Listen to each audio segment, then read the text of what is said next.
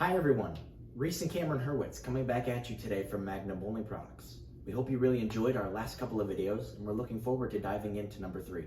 Hi guys, in today's episode we'll be discussing a little bit more about footprint, what it is, its effect on on-lane performance, and a little bit more about our very unique method for measuring footprint and its diameter.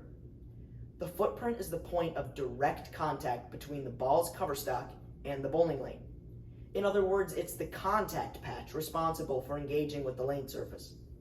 With this being said, a bigger footprint means that there is more surface area in which the ball is directly interacting with the lane. Given this, the larger the footprint, the more friction is created, and therefore the ball will provide better lane engagement performance. Not to mention, the larger the footprint, the less deflection your ball will have after hitting the pins. After hearing more about footprint, I'm sure you at home have a bit of a better understanding on what it is and the significance of its size. Since to our knowledge, no one has really discussed or tested footprint prior to us here at Magnum.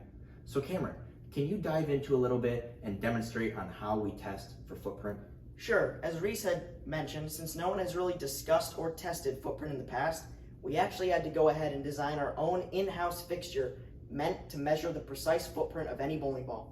So how it works is this weighted plate comes down and rests on the cover stock of the bowling ball. And it's important to note that this weighted plate is the precise mass of the bowling ball that you're measuring at the given moment.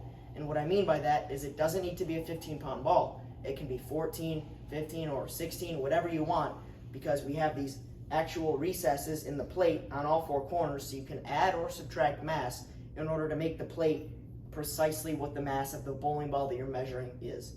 And so once the plate comes down and it's just gravity based, there's actually a microscope slide that's sitting in this plate, and that comes down and rests directly on the cover stock. And now you take your microscope camera and place it directly on top. And how it works is it's actually very similar to fiber optics. So there's light that flashes through the slide from the microscope, and it will actually illuminate any surface that makes contact with that slide. So when the cover stock presses up against that slide, you'll see through the picture, the screenshots that we'll put on for you actually to take a look at, but you'll see that the actual footprint or contact patch, that round region where the ball is pressing against that slide, is actually illuminated. And using these millimeter markings that are on that microscope slide, you're actually able to take a very precise measurement of the size of that footprint. And so to connect it back to the previous video that we had made on durometer, durometer is a measure of the hardness of a cover stock. And as we were explaining, for a factory fresh reactive resin bowling ball, typically the hardness is somewhere between 73 and 75 durometers. And now to connect it to what we're looking at here is, for a factory fresh ball with a hardness within that range, the footprint is usually around the region of 4 millimeters in diameter.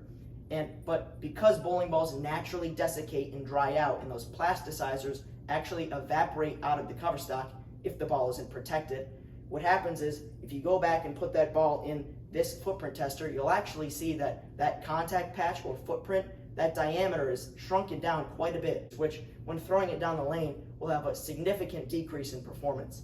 So stay tuned for our future video in which we'll be discussing a little bit more about coefficient of friction and the ways in which you can test for it.